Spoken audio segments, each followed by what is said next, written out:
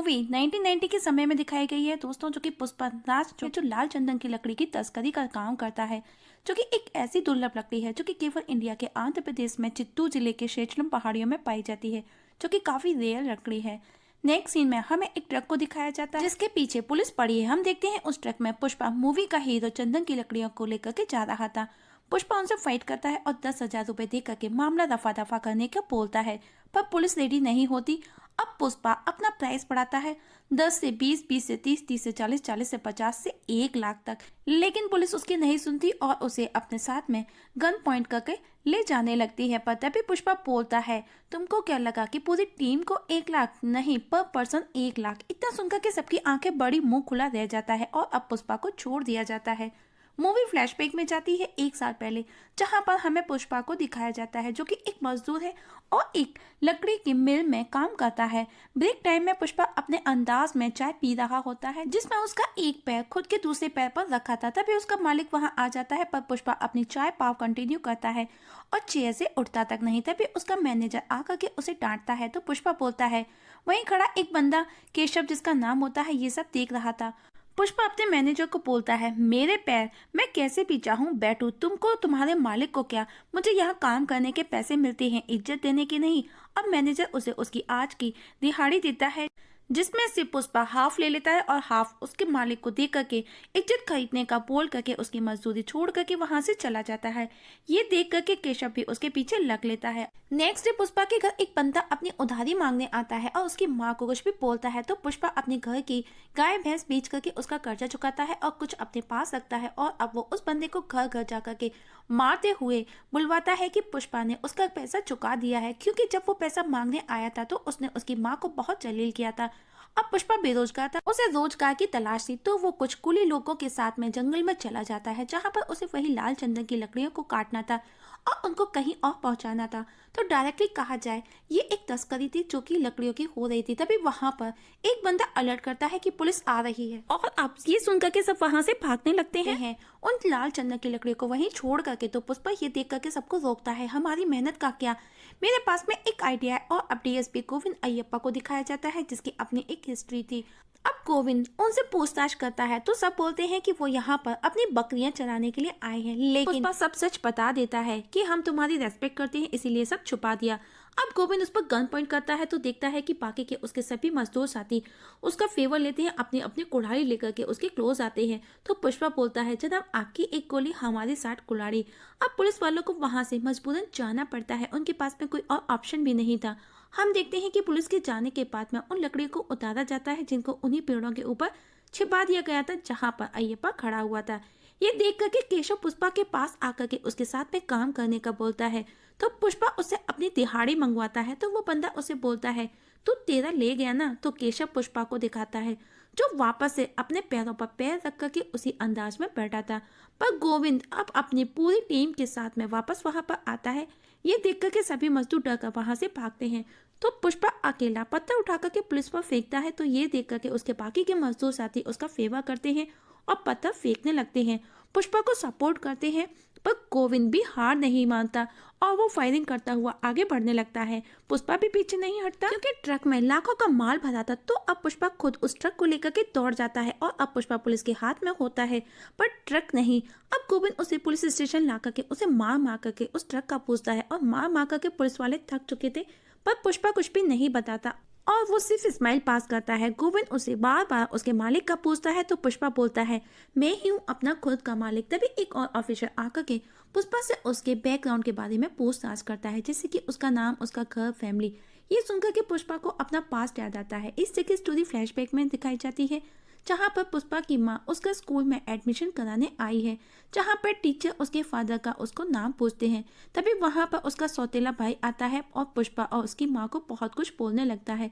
मतलब हम देखते हैं कि पुष्पा की माँ का एक आदमी से अफेयर था और दोनों ही एक दूसरे को बहुत प्यार करते थे, लेकिन उन्होंने शादी नहीं की थी और पुष्पा उसी शख्स का बेटा था और वो बंदा गांव का सबसे ज्यादा इज्जतदार और पैसे वाला शख्स था। नेक्स्ट सीन में हमें 3 लोगों को दिखाया जाता है। फर्स्ट जॉली रेड्डी, जिसे लड़की और शराब से फुर्सत नहीं है, शादी किसी की भी हो पर सुहागरात वही मनाएगा। दूसरा जक्का रेड्डी, जो कि लाल चंदन की लकड़ियों का पूरा वही खाता वही देखता है। तीसरा कोंडा रेड्डी, जो कि पूरे गैंग का लीडर है।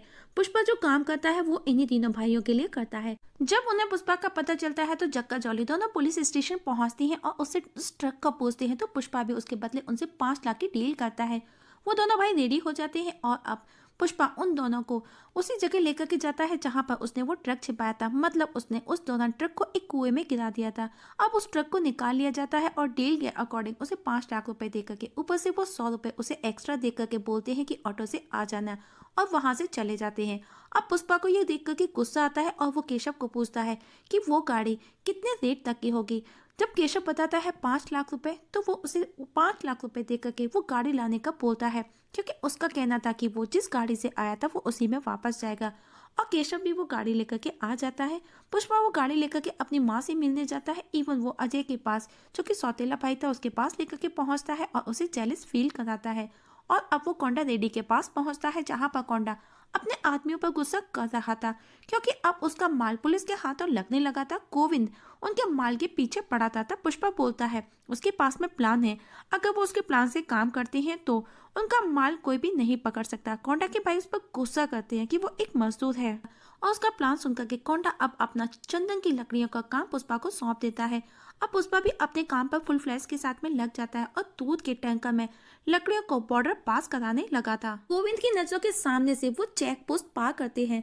कोंडा पुष्पा के काम से बहुत खुश होता है और उसे 5 लाख रुपए देता है, पर पुष्पा उसके बदले 4% मांगता है। कोंडा रेड्डी उस पर हंसता है और वो उसे 4% दे देता है, क्योंकि 4% 5 लाख से कम थे।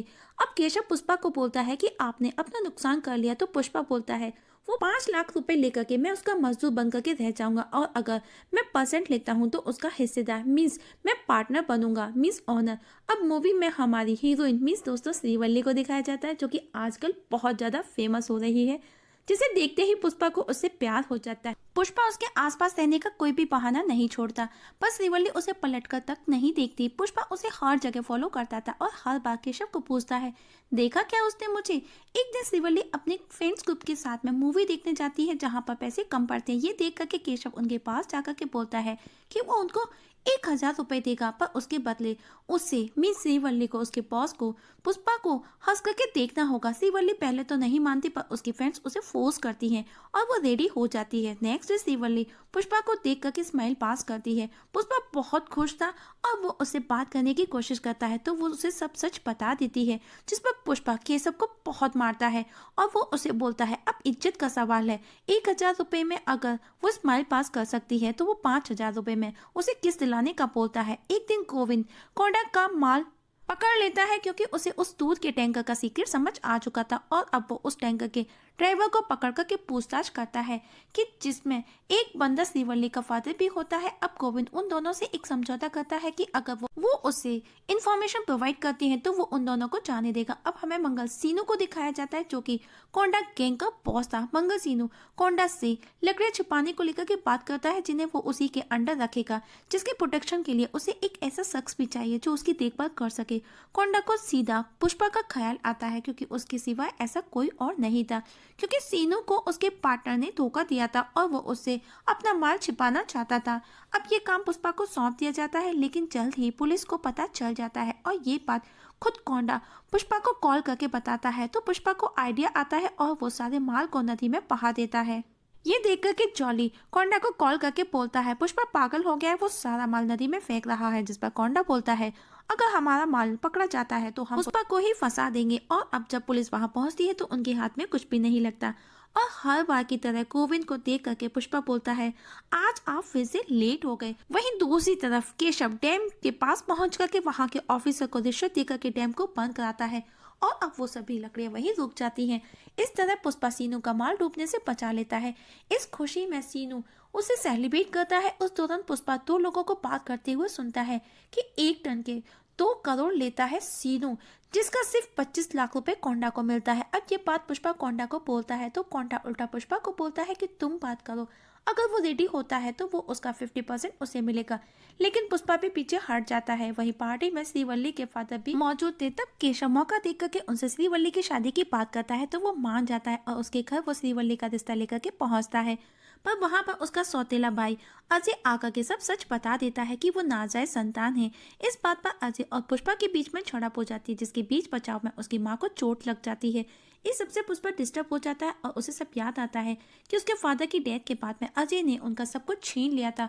अब पुष्पा सीनू के पास पहुंचता है जहां पर कुछ लोग एक बंदे को मार रहे थे और पुष्पा की आंखों के सामने वो उस बंदे को जान से मार देते हैं। अब वो पुष्पा को बोलता है ये बंदा सिर्फ 2 चेक पोस्ट पास कराने 50 लाख रुपए मांग रहा था, जबकि सारा काम मैं ही करता हूँ। पुष्पा बोलता है आपने सही कहा और बोलता है कि उसने वो माल चेन्नई पहुंचा दिया है क्योंकि उसे प्रॉफिट नहीं होता था, और अगर ज्यादा प्रॉब्लम है तो हमें बोलो, हम डायरेक्ट डील कर लेंगे। जिस पर सीनू का बंदा बोलता है देखा नहीं अभी तूने 50 लाख मांगने वाले का क्या हाल किया। जिस पर पुष्पा बोलता है पहले मैं भी इतना ही मांगने वाला था, पर ये देख करके मैंने बढ़ा दिया। और अब वो सीनू के फोन से ही चेन्नई मुकेश को कॉल कर करके लाल चंदन की डील करता है 1.5 करोड़ में। अब पुष्पा वहां से जाने लगता है तो उसके आदमी उस पर हमला करते हैं, पर पुष्पा उन सबको मार करके वहां से चला जाता है। नेक्स्ट डे पुष्पा मुर्गन से मिलने चेन्नई जाता है और अब उनसे वो डायरेक्ट डील करता है। जब ये बात कोंडा को पता चलती है तो वो गुस्सा करता है, लेकिन जब उसे मुनाफा पता चलता है तो वो भी रेडी हो जाता है। वहीं श्रीवल्ली के फादर को जॉली टॉर्चर करता है क्योंकि उसने उनकी कुछ इन्फॉर्मेशन लीक कर दी थी, और श्रीवल्ली को भी वो साथ में आने का बोलता है और वो उसे कुछ सजने संवरने का सामान देते हुए अपने साथ में नाइट स्पेंड करने का बोलता है, जिसके बदले वो उसके फादर को छोड़ देगा और वहां से चला जाता है। अब रात को श्रीवल्ली रेडी होकर के पुष्पा के पास पहुंचती है और उसे सब बता करके रोते हुए अपने प्यार का इजहार कर देती है। और अब श्रीवल्ली को लेकर के पुष्पा जॉली के पास पहुंचता है और वो उसे बहुत मारता है और मार मार करके उसकी हालत बहुत खराब कर देता है। नेक्स्ट डे हमें जॉली को हॉस्पिटल में दिखाया जाता है जहां पर कोंडा और जक्का दोनों मिलने के लिए आए थे और वो उसे बहुत पूछते हैं कि उसकी ये हालत किसने की, लेकिन जॉली किसी को भी कुछ भी नहीं बताता। हालांकि पुष्पा भी वहां पर मौजूद था। अब पुष्पा और केशव दोनों जॉली को लेकर के आपस में ही बातें कर रहे थे, तभी वहां पर कोंडा अपने आदमियों के साथ आ जाता है और उसे सब पता चल जाता है, पर वो ये बात दोनों को पता नहीं चलने देता और अब पुष्पा कोंडा के साथ होता है। वहीं पीछे से केशव को अपनी मेड से पता चल जाता है कि कोंडा ने उसकी बातें सुन ली है, पर अब देरी हो चुकी थी जब तक पुष्पा को पता चलती। अब कोंडा पुष्पा को जिंदा काटता है, पर पुष्पा उसे बोलता है तुमको तुम्हारे भाई से ज्यादा पैसा प्यारा है। कोंडा गुस्से में उस पर गन पॉइंट करता है, पर तभी कोंडा को शूट करके मार दिया जाता है, जो कि मंगल सीनू के साले ने उसे शूट किया था। और हम देखते हैं कि कोंडा मर चुका था, जो कि सीनू के आदमी भी वहां पर आ चुके थे क्योंकि कोंडा सीनू के अगेंस्ट गया था और अब दोनों गैंग के बीच में लड़ाई स्टार्ट हो जाती है और पुष्पा खुद को बचाने में लगा था और वो किसी तरह खुद को उन रस्सियों से आजाद करा लेता है। तभी वो देखता है कि सीनू के आदमी जग्गा को मारने वाले थे, लेकिन पुष्पा उसे बचा लेता है। वहीं जब सीनू को पता चलता है कि उसका साला और उसके सभी आदमी मारे गए तो वो बहुत गुस्सा करता है। नेक्स्ट डे कोंडा के फ्यूनरल में मिनिस्टर भी आता है, जहां पर सीनू पुष्पा और जग्गा को लेकर के एक मीटिंग में होती है। अब पुष्पा सब सच बता देता है कि सीनू किस तरह से सबसे ज्यादा प्रॉफिट कमा रहा था, वो हम सबको धोखा दे रहा है। मैं इन लकड़ियों को हर स्टेट तक पहुंचा करके ज्यादा मुनाफा कमाना चाहता हूँ। इनकी डिमांड बहुत ज्यादा है, जो कि रेयर है। सबकी बातें सुनने के बाद में मिनिस्टर ये सब पुष्पा को हैंड ओवर कर देता है।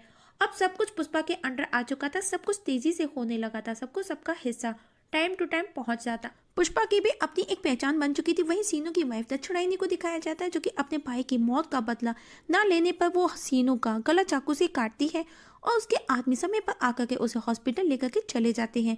पुष्पा की पावर को देख करके डीएसपी गोविंद भी रिजाइन कर देता है और उसकी जगह भंवर सिंह शेखावत की पोस्टिंग होती है, जिसका खुद का अपना एक रिकॉर्ड था। अब पुष्पा श्रीवल्ली की शादी होने वाली है। पुष्पा अपने शादी के कार्ड के साथ में 1 करोड़ रुपए लेकर के भंवर सिंह शेखावत के पास पहुंचता है और बोलता है कि इतना पैसा हर महीने उसकी टेबल पर होगा, पर भंवर सिंह उसका मजाक उड़ाता है। उसकी माँ को लेकर के, उसके फादर को लेकर के गलत गलत बोलता है, पर पुष्पा चुपचाप सुनता है। लेकिन अंदर ही अंदर उसका खून भी खौल रहा था, पर पुष्पा अभी भी भंवर सिंह की हर बात मान रहा था। मानो कि पुष्पा भंवर सिंह के हाथ की कठपुतली हो। और आज पुष्पा की शादी थी, पर पुष्पा घर पर नहीं था और ना ही उसका किसी को कुछ पता था। वहीं दूसरी तरफ पुष्पा भंवर सिंह के साथ बैठा एंजॉय कर रहा था। दोनों ड्रिंक कर रहे थे, बातें कर रहे थे, मानो दोनों क्लोज फ्रेंड हो। अब बातों बातों में पुष्पा उसे अपनी फर्स्ट मीटिंग की सभी बातें याद दिलाता है, जब भंवर सिंह ने उसकी माँ को लेकर के गलत गलत बोला था और उसे बोलता है कि वो आज तक सिर्फ अपनी माँ की खुशी के लिए चुप था और उसकी माँ पुष्पा की शादी देखना चाहती थी, इसीलिए वो भंवर सिंह के कपड़े उतारने को बोलता है और साथ में वो अपने कपड़े भी रिमूव करता है और दोनों के कपड़े जला देता है और बोलता है अगर आज मैं इसी हालत में सबके सामने जाता हूँ तो मुझे सब पहचान जाएंगे, लेकिन अगर तू आज ऐसे ही जाता है तो तुझे तेरा कुत्ता भी नहीं पहचानेगा। और अब पुष्पा इसी कंडीशन में अपनी शादी के मंडप में पहुंचता है। वहीं भंवर सिंह जब अपने घर पहुंचता है तो पुष्पा की बात सच हो जाती है। उसका कुत्ता उसे नहीं पहचानता और वो उस पर भौंकने लगता है। ये देखकर कि वो गुस्से में उसे शूट कर मार देता है और पुष्पा के दिए हुए सभी पैसों को जला देता है। वहीं पुष्पा और श्रीवल्ली की शादी दिखाई जाती है, दोनों साथ में होते हैं और इस जगह हमारी आज की मूवी खत्म हो जाती है। मूवी के लास्ट में स्क्रीन पर पुष्पा 2 लिखा आता है, मतलब कि इसका सेकंड पार्ट डेफिनेटली आएगा। तो दोस्तों आज की एक्सप्लेनेशन कैसी लगी कमेंट सेक्शन में कमेंट करके जरूर बताइएगा। पसंद आए तो लाइक और शेयर भी कर दीजिएगा।